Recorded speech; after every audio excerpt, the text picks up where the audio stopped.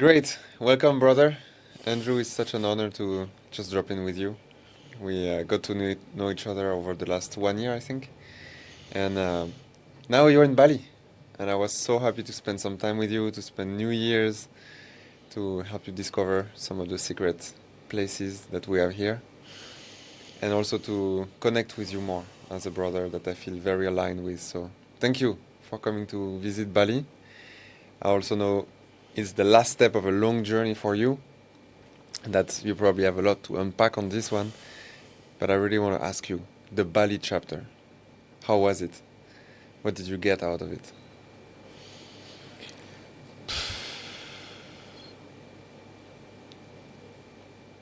It's hard to unpack everything in this moment because there's so much to unpack in my life and everything coming to a full head right now. It's really hard to describe in words, but since arriving to this island, I've literally entered an entire new reality. And the shift happened 2 weeks before in North Queensland, and then flying to Bali from Cairns. And it was like in preparation to come back here. I haven't been here for 13 years. Bali was a very different place, and I was a very different person when I was here last. Completely different, not on the path, no idea, clueless, unawake, deeply unconscious. And now in communing with the sacred energy of this island, I really understand now that I didn't understand before of what is drawing people in to this island and the ancient wisdom that lies here and the level of activation and remembrance that has been ignited within me through being in Bali was far beyond what I could have guessed or understood, months ago. And so I sit here before you deeply humbled to the core as my entire inner world and outer world is changing in the last 60 days. And I feel like I've really received and receiving the bounty and the magic and the abundance and the infinite supply of this sacred land. And out of 17,000 islands of Indonesia, this one island is calling people in, all these ancient beings, to live here and visit here, and it now kind of feels like a second home in a way after only being here for 7 weeks. I really didn't think I would feel that way, getting to the very end of my trip. But I feel so connected to this land, and even at any time I even thought about leaving Ubud, it just was like, stay here. Just be here. In this very place, just be here. And so I stayed here. I didn't go surfing. I didn't go out. I didn't go to any of the islands. I didn't go to Lombok like I thought I might. I've just been anchoring here for the last few weeks, and it feels just really, really good, very supportive, very nurturing. Feels like this just really big mother energy, this really deep feminine energy that's like kind of shifting me into the next stage of life and so much magic and opportunities. Just feel really, really grateful and overwhelmed and there's so much more to share, but that is what is alive for me right now. Just an overflow of gratitude and love and joy, and the journey has not been easy to get here, and it's just a really, really profound moment for me. So I'm just so grateful for Bali. I'm so grateful I was guided to come back here. It's been really special getting to spend time with you and meet your daughter, and be with Malvina, and have the intimate lunch at your guys' house, and just be able to like drop in and enjoy the beautiful concert the other night. And so just many moments like that have just really made this time just really special. So super grateful. Thank you. Yeah, it's powerful. You're undergoing a big upgrade. The cherry on the cake of a 1 year journey, if I understand it correctly. And in my opinion, Bali is no joke, especially if you're spiritually attuned. It's can be unforgiving for those who are not walking in alignment.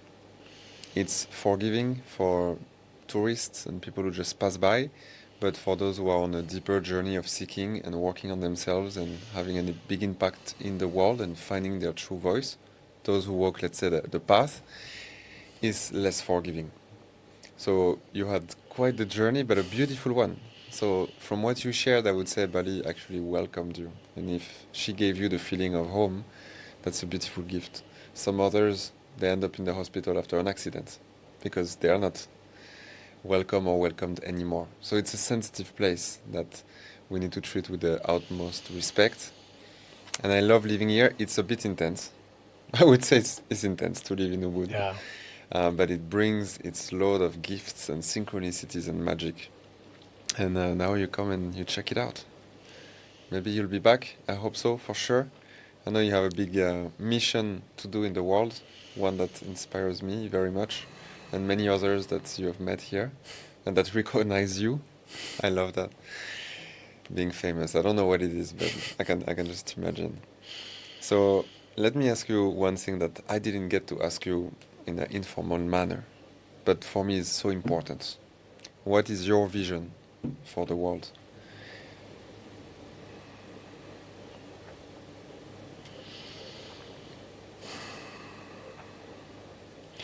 We get to have this conversation at such an unbelievable time in our planet's and our universe's evolution.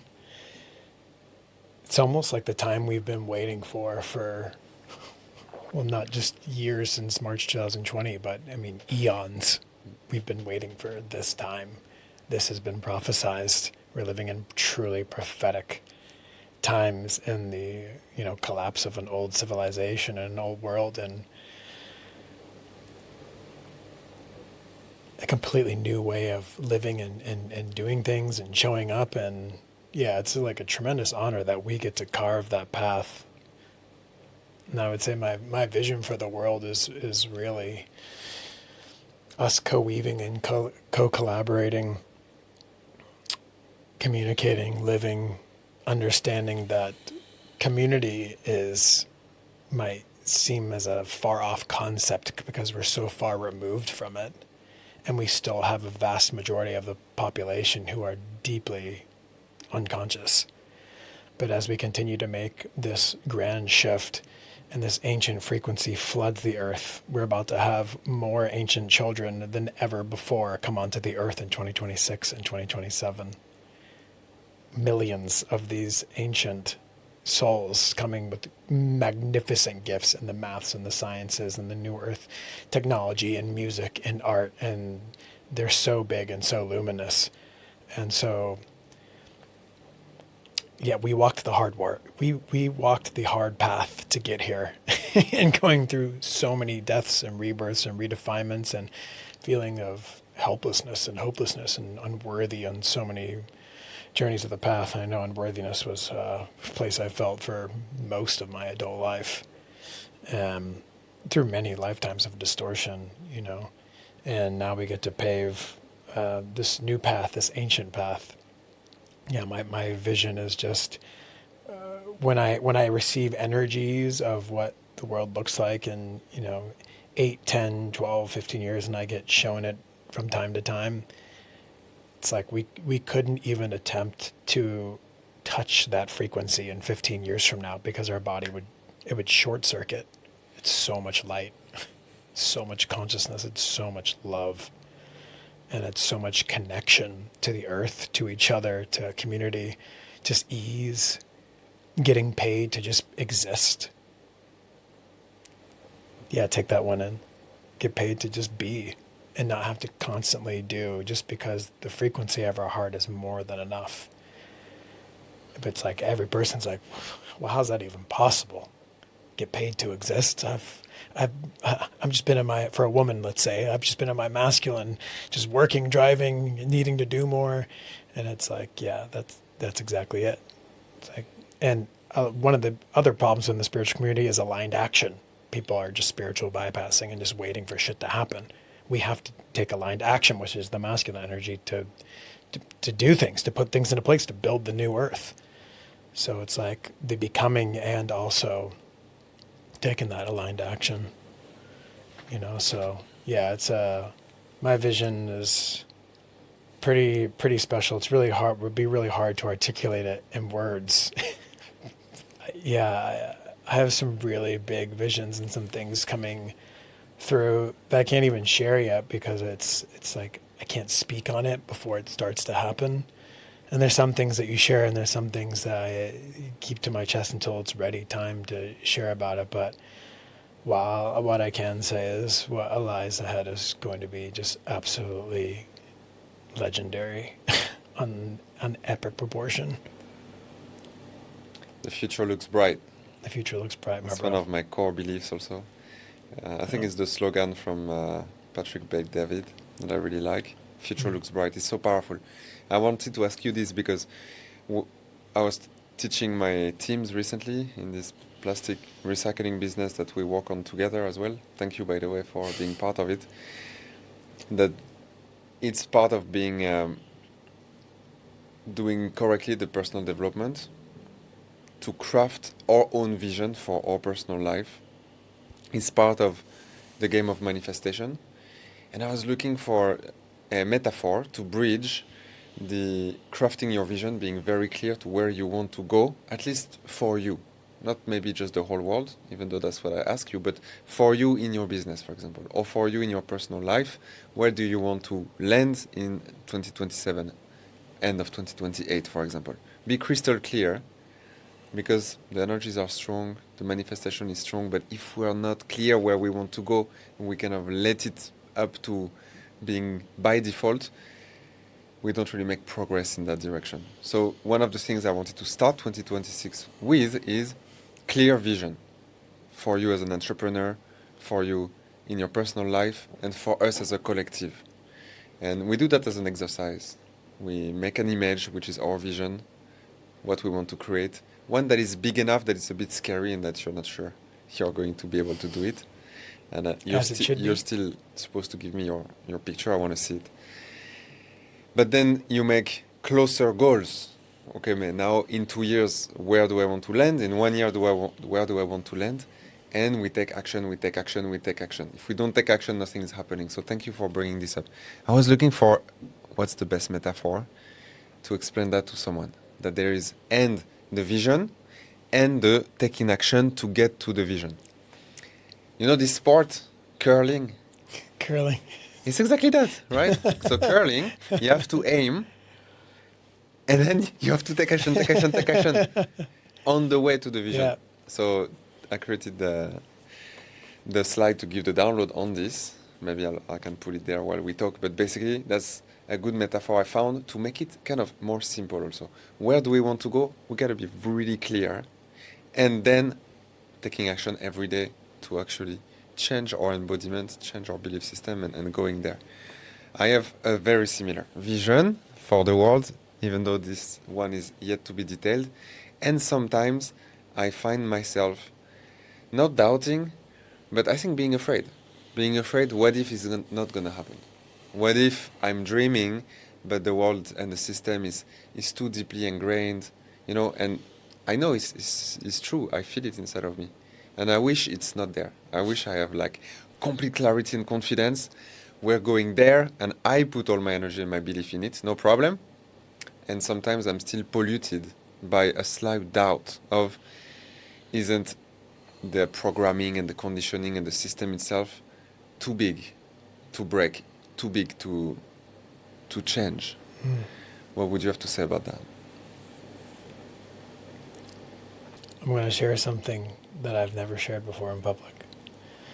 Go for it. When I was in South India, I was looking at my guru's mother, 99 years old, sitting in front of me. This ancient angelic frequency, more love emanating from her heart than any human I've ever met in person, ever. And she was just special beyond words. She died at 102 just 2 years ago in 2023. 3 years ago now, so yeah, about 2.5. And she looks at me one day, we're having a 2.5 hour conversation. I met with her 3 times. Guruji took me to take her, and she would ask, "When's Andrew coming back? Really want to see him again." The third time we met, she leaned in and she said, "The angelics say that by 2032, we will live in a world of peace." And when she said that, I got this massive calibration of energy to the top of my head. And I just said, whoa, okay. We don't need to take that as the truth, or people listening to this, that's the truth. Take what resonates. But when she said that, something happened within my body. And I think that date, for example, I don't like sharing dates. This is going to happen on this date. I think it's good to remain unattached to whatever may happen. But there was something about when she said that resonated, because I was just like, I don't think people can comprehend with how fast things are going to shift, especially what we're about to experience in these next 48 months, moving into 2030, 2031, and 2032. You thought it happened fast before? You don't know fast until right now. That's the level of light and consciousness that's about to move through us and through this planet. And for people who are not attuned to what's happening and continuing to be like, just like keep working, keep numbing, keep watching ESPN and sports and FIFA, these people will not be able to handle this frequency. And there's the bifurcation. There's the split. And so like I have just such a deep excitement and knowing for what's to come, and then the deepest empathy and compassion for the people who chose to lose their minds and leave during this beautiful time. And it's all perfect because that's exactly what their soul chose. And us creating a new world, is what we chose. And it's all beautiful. It's all beautiful, and it's all just it's all coming from God. It's all coming from God. And so, yeah, things are going to happen really, really fast, and they're going to happen quickly. And it's just the more centered in our being, the more grounded in our leadership we can be, we just simply become the embodiment of what a new earth human, a new earth leader walks like and shows up like.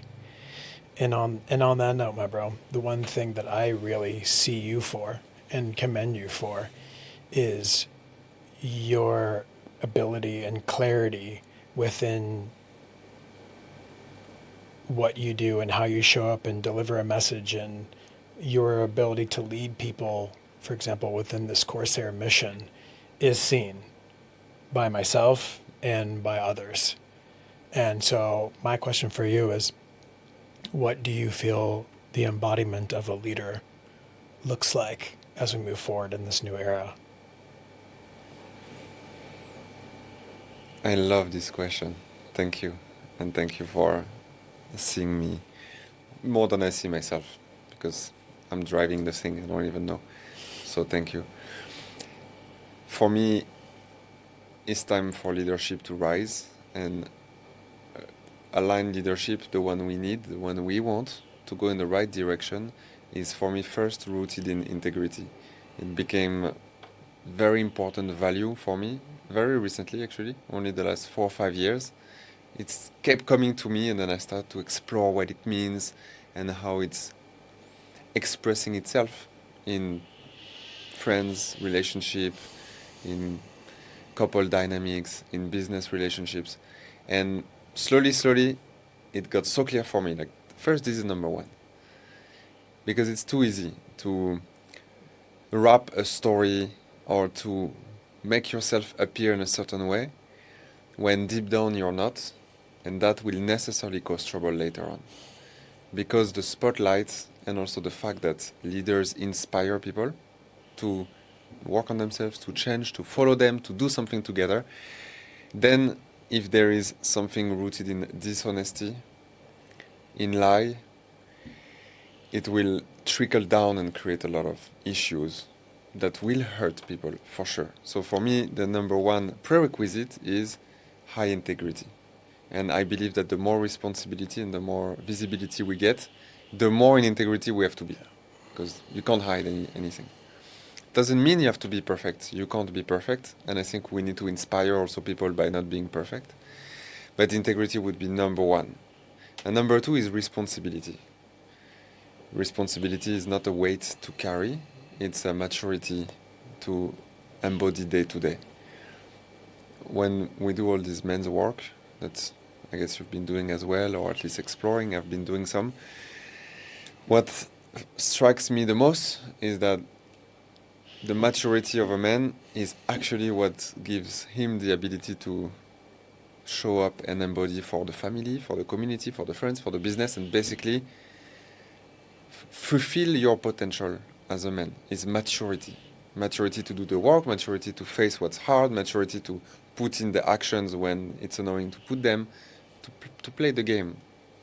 So number one, integrity. Number two, responsibility. And not be afraid to take responsibility too. Earlier we were talking about the spiritual community, which we've been part of.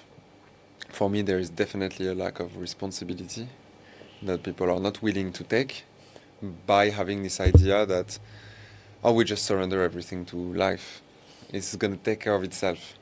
And maybe it's true in some perspective, but I don't believe that for the game of this human experience, that's how we should play it. And so I think we should learn to take responsibility and learn what it means by actually doing it and fucking up and realizing what it caused and then growing and growing. So for me, the leader will want to take responsibility and not be too greedy of wanting too much responsibility too fast as well. That's the maturity. And number three, it's a quality from the heart. For me, it's very important. You know what it means. Many people don't know what it means still, living from the heart, doing things from the heart. And for me, it's been my base frequency for the last 5 years, and it's a path I chose to infuse in everything that I do. And I believe these leaders, they will need this heart element. Let me ask you, what is the journey back to the heart? The journey back to the heart is probably different from living from the heart. That is more where I feel more comfortable. But let's talk about the journey back to the heart. For me, the heart is the point of neutrality, of non-polarity, but these are just concepts. In the day-to-day action, it means that you have perspective and sovereignty to choose love, to choose acceptance, to choose compassion, which are qualities that in some ways are a bit more elevated in their expression than basic reactivity and lower responses.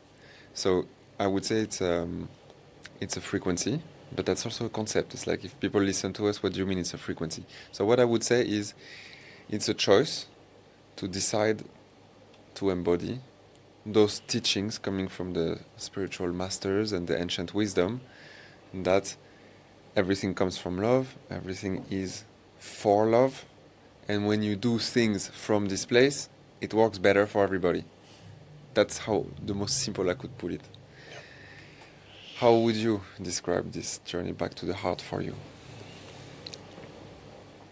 When we are leading from the heart, God leads. God leads in everything, meaning not ego or distortion or me first. It's what is in the highest alignment for us all. Love leads, God leads. And that can be within a union, that can be the family, and God leads within a community. And then at some point, God leads on a planetary scale because there's that many people letting God lead through them, through their heart. But that also requires calling ourselves out on our own BS, doing the shadow work, doing the inner child work, realizing that a lot of the decisions we're making is just coming from a wounded little boy or a wounded little girl that's seeking for validation or doesn't feel worthy, doesn't feel accepted, or is still feeling fear of failure. Something I had to go through deeply when I realized, wow, you're terrified of failure because of what your dad made failure mean. Because you got love when you were perfect. And when you failed or messed up, you got yelled at, screamed at, called an idiot. And then it was like, wow, let's rewrite the story. And that requires feeling and being really raw and vulnerable. And that's why, especially like, men coming together and healing and doing this work and sharing their deepest, darkest take it to the graves is some of the most humbling, profound things to witness as a man. For example, when you see a man making this giant, just putting it all out on the table for all these men to see, and then when they can be safely held by all these other men, it's just like, oh, look at this. I mean, it was very unsafe for a man to show how caring and loving he was many years ago, thousands of years ago, because you were a threat. Because that meant you were conscious. That meant you actually had morale, when a lot of men were warring and killing and colonization and raping and pillaging. And so if you were leading from the heart, it was not safe. So now the men need to lead from our heart and do everything from God. And that continues to just open up this nurturing, feminine, community-based, heart-led. It's all this mother God energy that's infiltrating the earth and going to continue to allow our goddesses, our sisters, to open up, for the womb of the Great Mother to open up through men becoming safe and leading from their heart. And yeah, we get to a point where we really understand what God leads means, because it's just a flowing, it's a clear channel without wounding, without trauma, without distortion, without fragmentation. That's not about perfection. It's just continuing to, we just come to a point where we're like, wow, things are finally flowing in the way that I actually desire, not from trauma and wounding. Yes.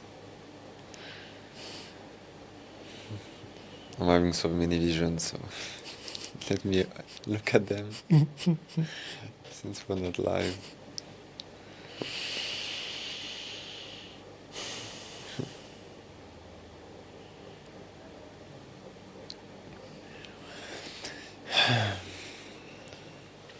It's such a message of hope, because today there's a lot of talks about the toxic femininity and the dark feminine, and how much pain it causes men, for sure. I've lived it, we all lived it, but the antidote for me it's mature masculinity. Actually, we don't need to worry so much about what the women are doing for their own path. We just focus on doing it us, and I love that. I love that within the men groups and also just our communities. For example, my business community or my friends community here, there is already this frequency for the men of wanting to be different than from the last generation. And just this desire, for me, changes a lot of things. Because I believe we are already very different from our fathers, when it was just 30 years ago, right? Our fathers. So just in 30 years, the change that I see in men around me compared to the men that were around my father 30 years ago is such a shift. And it makes me so hopeful that a lot of this pain and this bullshit that we cause each other in relationships, all business, personal, friendship, this relationship which I'm yet to discover how it really functions, which is the kind of fame that you have on social media. There's probably a lot of projection somehow and a lot of interactions with many unknown people. I just don't know so much about this part yet, but it's a relationship as well. In all our relationships, and that's a basic spiritual teaching too, is for all our relationships, how we show up in all our relationships, how we caretake in all our relationships. That's the most important thing, basically. So, back to what it means to be a good leader, the leaders that we need to see arise around us, and that I believe we are here to inspire, so that they arise, and we can be more of us, creating this momentum, and then having this accretion of energy of, okay, this sounds to be the way. Let's look at how these guys do it, and let's find how I do it for myself. Yeah, absolutely. Um, One of the things that's coming through right now is I did a video for women, calling them forth into their feminine leadership that got shared a lot of times. And I think it just went off because it struck a deep chord on how deeply this planet is thirsting for feminine leadership. And feminine leadership can be viewed as leadership from a woman, but it's leadership from the feminine energy. It's leadership from the heart. It's leadership with care. It's not from ego of like, hey, just step aside. This is my job to lead everyone. There's only one chief around here. It's like, no, bro. You play your role. You're doing your thing. I do my thing. This guy does his thing. She does her thing. And we co-weave together to create a new world because God brought in all of God's soldiers that carry a unique puzzle piece to complete the puzzle. And the puzzle is not complete if the small pieces and the medium ones and the big ones, doesn't matter how big your role is here, they're all necessary for where we're going. So it requires ego aside, deep humility, listening, attention, intention. And I think it's even the leadership role even switches beyond what I can even comprehend as feminine wisdom continues to flood the earth. I think it's a very humbling process for a man because, look, and this is a deep one, God has used a man's body to take out all of the dark satanic distortion over thousands of years. It wasn't through a woman's body, it was through a man's body. God chose the man to take out all the war, the pillaging, the genocide.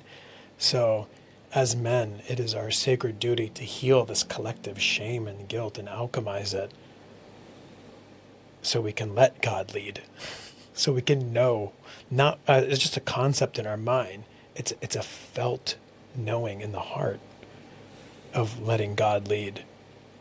And I love that you brought up integrity, because integrity, what is this? What is leadership? What is anything without integrity? And putting others first and being like, what's the impact this is going to have? Am I doing this to cut a corner, or is this like, and that requires us to be really honest and humble. And there's a lot of people who have large followings who are not leading a path of integrity in the spiritual community, and vast majority of the population with 300, 500 millions of followers. They're pretending to be something on one thing on the screen, and behind the scenes, they're completely full of shit. It's just all a facade. It's all an act. And social media, unfortunately, is the perfect birthplace for narcissism. So it's like, we really do have this game is beautiful. It can feel very serious at times, but we do have a tremendous responsibility to be the living embodiment of the new earth, of love, of humility, and the other part is we're also here to play a lot and have fun and dance and celebrate and live life in ceremony. It just, the world that we're creating, I know through connecting with you from afar and in person that you really have a very strong idea of the magic that we're here to create, and how much more space there's going to be for just travel and play and family and community and concerts and festivals and just living life on our accord, away from the slave systems that were built to make us feel like we're in shackles. And obviously, inner liberation doesn't come from anywhere outside of us. It's always right here. And when we all feel free, the planet will be free. It's about sovereignty. That's the Yeah. word that comes to me. Yeah. Came to me a long time ago, and I've been threading on that one for a long time. What do you feel sovereignty means? Sovereignty, in that context of what you just described, it's how do I play this game on my own accord? What's my vision?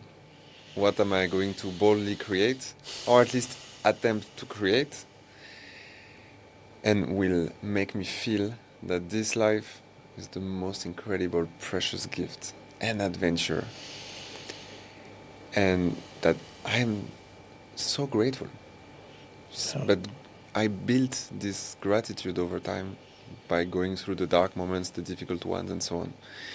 And now I want to become a leader to inspire others to do it, because truly this transformation I did in my life over the last 6 years, it's like I used to say, now I don't say anymore because I have a daughter, but I used to say, I can die tomorrow, I will feel happy and content, because what I lived, it was several lifetimes of happiness all together. And I want everyone to be able to experience that, and I know it's available, but how to get there, I think is about sovereignty. Because we evolve in the system, in a society, in a plane where there is so much distortion and manipulation and deception. You know, yes, social media, there is this layer, but also the news. I think now the more I look at the news, the more I think, isn't it just fake? Like all like crafted narratives to manipulate us to believe certain things so that some in power can actually get what they want. And the more time passes, the more I'm sure it's the case. Which means that the environment is not so conducive for a sovereign path. It's a bit more work. But that's how it's designed, and there's a good reason for that. So the path of sovereignty is definitely about this. Breaking free from the limitations that the outside is putting on you, including society, your parents, what you can do, you cannot do, you're not good enough, all of the inner limitations as well. But it's also about daring and freaking doing it. So for example, for me, I have this goal, this target that I feel so excited to do. I feel so passionate of doing that, creating my own path through all of that. And my own path is somehow able to run 3 companies at the same time, and taking care of my health, and taking care of my spiritual journey, and having time with my daughter, and having time with my wife, and being here for my community and my friends. I don't know how, but it's working. And this is what I'm so excited about. And this is quite sovereign, because many people from the outside, they tell me, how do you do that? I said, I don't really know, but I'm doing it, and I'm going to do it more and more and more. And I love that. So it's about the vision, the ambition, and actually doing it, building the confidence while doing it. So I feel that through this sort of manifestation, I'm moving my life towards a direction that creates momentum for also others to be inspired and create their own momentum. And that drives us all towards a place that corresponds to this vision you have, which is a world that works a little bit different, on a different base frequency, more from the heart, and let it be done with all these wars and this bullshit and this killing. And seriously, we're in 2026, we're still doing that. Like sometimes I'm like, how? Because of this level of manipulation and deception. So it's time. It's time.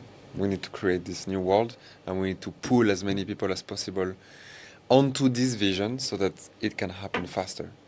And that's what I want to dedicate my next 20 years to. yeah. And I think with your level of clarity and what you will continue to embody, you will inspire many through being able to fully encompass time with family, love, service, and building an empire, not just for you and your family, but for everyone. And I think like that's the level of fire that we need to have. It's like we don't want to become multi-millionaires and billionaires just for us. It's so we can literally move that energy, which is what the money is, so we can build this fucking thing. Because money is infinite. It's not even real. It's literally monopoly money. So let's make shitloads of it, and let's build this fucking new earth. I love it, man. And there is a way of hacking the system. And you were talking about abundance before, and how in our community sometimes we have these limitations. Like, no, Modi, no, we're not going to play this game, we're not going to do it. Yeah, but it's part of the game. And maybe there's a lot of distortions in it. Maybe it shouldn't be so hard to get or it shouldn't be with 40% tax and all this inflation and all this bullshit. But it's still part of the game right now to make this vision appear and possible. So we find ourselves finding ways of innovative business and all these people trying all this weird shit with trading and crypto and okay, I'm not so sure it really works. What works is bring value, real value in the real world, not the digital world, and then learn how to make it grow and help more people. Because the millionaires is those who help millions of people, and the billionaires is those who help or render a service to billions of people. And I like this philosophy because it makes it a bit more simple. Plus, on the topic of abundance, if I can share something, I feel that being an entrepreneur and being also attempting to help other people becoming entrepreneurs as well, I recognize that it's harder now than before. And I think it's because we are polluted with this instant gratification thing that got worse when they invented the newsfeed on Instagram, the infinite thing. And then it got worse when we got access to ChatGPT. And now you ask something, you press a button, bam, you have the best answer with all. And then this pollutes our mind to think that it should be the same way with business. Building my wealth, it should be the same. I work 2 months and boom, I'm a millionaire. And then when it's not the case, because it's never the case, then I think something is wrong. Because there is a weird belief there. The base belief is Rome didn't build itself in one day. Whatever Rome was, or how it was. It's true.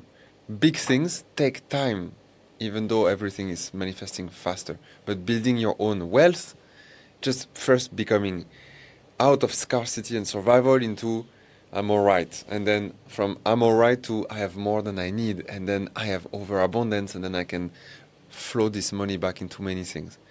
To grow from this stage to the next and so on. Well, today, my observation is that it takes a couple years at least. It's not a couple months. So we find it, I find it, and my other leaders working together on this, we find it for, how to say that?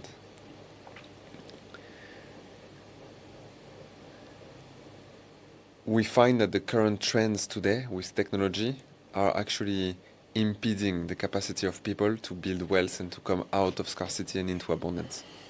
Because there is a reluctance of taking action for a long time until the success comes.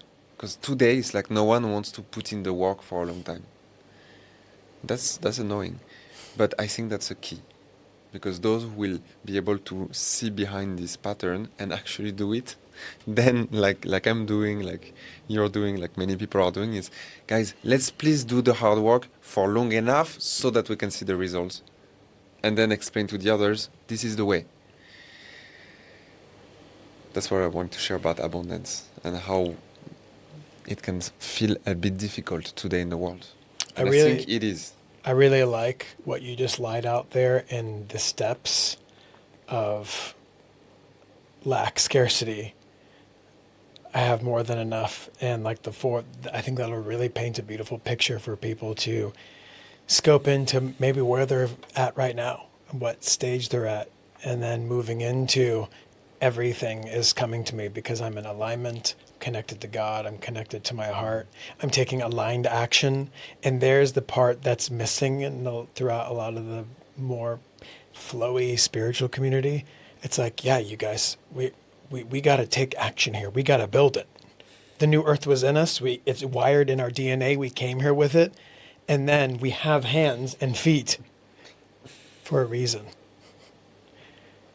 Because we're here to literally combine our genius, our intelligence, our brilliance, our gifts to be like, hey, who does this? Who offers this? Who do you know who blah, blah, blah, right? This is the co-collaboration. This is the community coming together. This is not a woo concept. This is literally survival. We will be required to work together to continue to evolve with humans on this planet. It is a necessity. And we will really understand that in the coming years ahead, just of how when we see the level of collapse that's happening of the old world, which is going to be legendary, epic, beautiful, and like I said earlier, to the people who are clinged on to the old world will be incredibly challenging beyond words. But we know the beauty that's to come, so we're welcoming it in with loving open arms and excited for the old world to collapse because it's a slave world. And No, we're not, for sure. and we're not having it anymore. I'm excited for the system to collapse. Why? Because it means it will be time to make the new system by force. And sometimes we move out of necessity. Like these people you just mentioned that are refusing today to partake into the journey of looking at yourself really and doing the work that's required to accepting and working on your shadow parts. Those who don't want to make the effort to come out of survival because they think it's too much effort or they don't have the belief that they can do it. Basically, those who resist. Yes, I believe there will be more in suffering, but that suffering triggers change. Yeah. My awakening, quote unquote, my life transformation that happened in the last 7 years, it was triggered by pain, Yeah. a strong one. It was in the pits of darkness. So the pain was positive, you know. And unfortunately, for so many people that I know, their great breakthrough came from pain. Yeah. So let the system collapse, let more pain come, so that more change can come. This is what I think is best. But in the meantime, we gotta take action. And not just to build the new earth, but to put in place all the steps that come before that, which is we need empowered, resourceful leaders. Empowered, you need to do the work on yourself. Resourceful, you need to crack the abundance, because you can't help to build a new world if you're so broke that you're not even sure how you're going to make it to the next month. And I have compassion. I was there. We were all there. It's difficult. It's a pain in the ass. But come on, man or woman. Come on. You got to get out of there and you got to put in the work to get out of it, because it's required. You're going to need to have influence and resource so that you can put it in service of what we're trying to create together. So I do believe, actually, that this path of figuring out the material abundance, learning to make money from purpose, learning to make money with meaning or from meaning, is very spiritual. I think it's actually one of the most spiritual things you can do, because money will give the potential to impact the world much more than without. And money is far more deeply spiritual than we've ever been programmed to believe, because it literally is an energy from God that we get to play with in this dimension of consciousness. It's part of the game here. And I believe that one day we reach a point in our evolution where money actually has little to no relevance.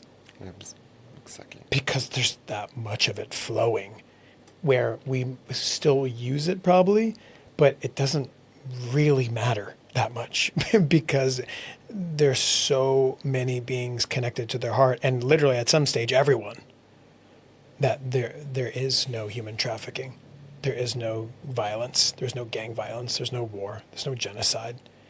And that's the light that continues to enter the planet every year, every month, getting us closer and closer to the existence that we all know is possible and coming. But we need to do the work. Come on, man. Come on, sister. We need people to do the work around their connection to money and how they relate to it, and welcoming in the infinite wealth consciousness that we're all here to embody and worthy of. Not just some of us. Like, the rich is beyond money. It's really feeling the abundance of everything of this human experience. I also think money is power in the world that we live in today. Yeah. So we want the power to be put to good use, Yeah. not to bad use, which we've seen so much, and we see how much suffering it causes to innocence, and that's what hurts me the most, is the suffering when it's caused to innocence. So I'd like all the empowered leaders of tomorrow to start working on that and learn to do it together. Of course, that's what I'm proposing to do in one of my businesses, but it doesn't have to be with my business, with me. Just do it your own way, whichever way you want, but we need you We need you to get some more resource so that we can grow this world and steward it in the right direction. Yeah, I am very honored that the divine and excited and grateful. And Malvina said, man, I really hope that, you get to like join our community and be part of our tribe. And I said, Malvina, I already am part of your tribe. Me and Thomas are already co-weaving. It's already written. It's already done. Nothing needs to happen. It's already happening. And she was like, yeah, I guess you're right. I was like, yeah. I was like, this won't be the last time co-weaving. This won't be the last time collaborating. This won't be the last time sharing beautiful information. This won't be the last time our families are interacting. And we are going to see together some really, really epic shit on the forefront. Let's make it happen, man. You know how I see it happen? The way that I see this better world, better way of relating to each other that we like to call the new earth. I see it happen by very small pockets everywhere at the same time. Like very local things.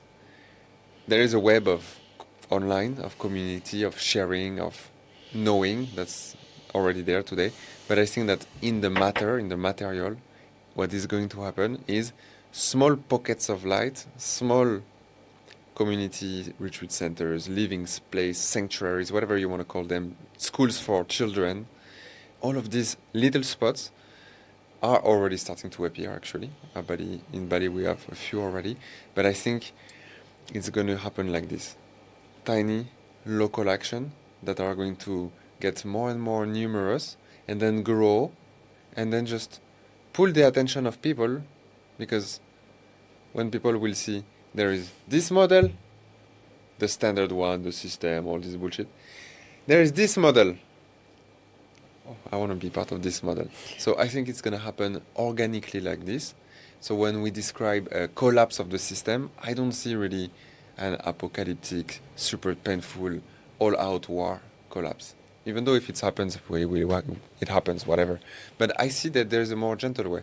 A way of people just abandoning their compliance to the system and be like, actually, no, I just choose something else. And just like, up. And when you choose something else, you remove your power from whatever the system wants your attention and your compliance and putting you in this slave mode. What is this word that this David Icke is using all the time? It's not compliance. It's when he's saying that David Icke is using, I'm not sure. He's using this one word for people to just, comply with what the system demands you to do. And when you just remove your compliance, there's a word for that. Anyways, doesn't matter. But I love that word, actually. It's like, just choose something else. That's it.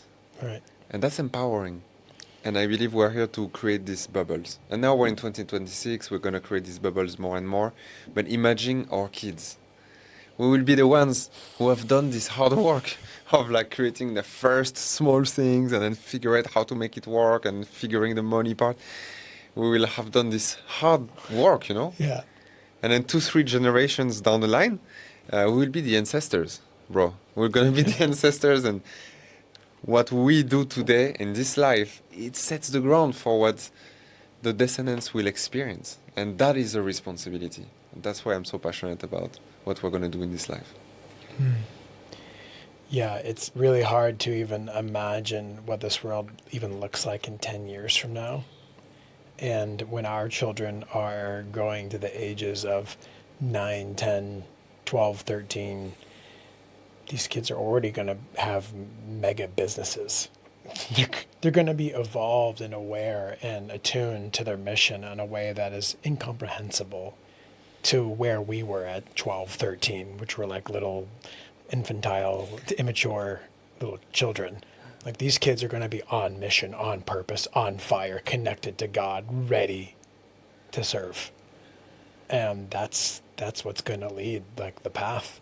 We did the hard work and they're coming to just wreck shit. But from a place of not having to die and be reborn, they're coming with eternal life DNA online. meaning they don't have to go through an eye ceremony after eye ceremony after eye ceremony and the quantum hypnosis and breath work. They're going to be already coming here with the knowing of God moving through them, meaning it's kind of like we're just kind of almost getting out of the way, so to speak, so they can just realize themselves and their own magic and their own gifts. And through that, they're going to co-weave and inspire all the ancient children with each other, and we're going to be the elders. And, ooh, man, will we have some stories to tell around the fire. I know, I'm living it already with my daughter. And it's a long story, but I'm still able to share that basically a few days after we conceived, she started a crazy process for me. She was just like in there, couple days old, and I start to feel this enormous initiation, like my fatherhood initiation. It took 2 years. It just finished like 4 months ago, and it was so intense. And I was looking for answers, why is this happening to me? And I was having really a difficult time. I don't even want to share what it was exactly, the symptoms I was having, but it was extremely challenging. Yeah. And I still had to show up for everything I did in my life while having this darkness that I was battling inside of me. But the point is, many times that I was seeking for answers, why is this happening to me so strongly that even me, with all my capacity and all the people helping me, we're still not figuring out how to close this process.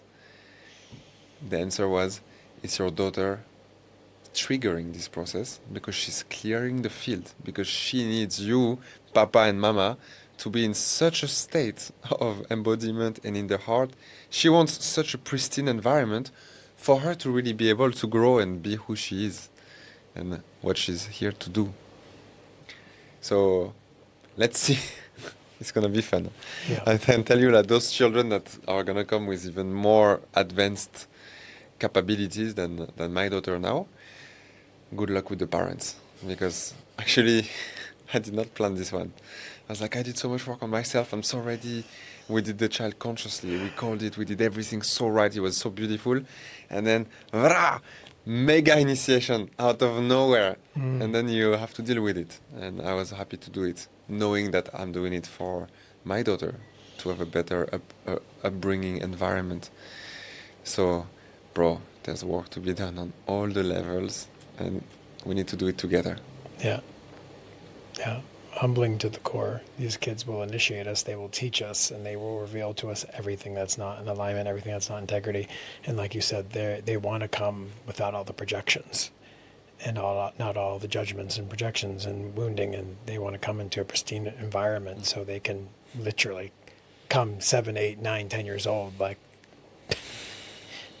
it's just a whole nother level of service and knowing of God within them that they're coming here with.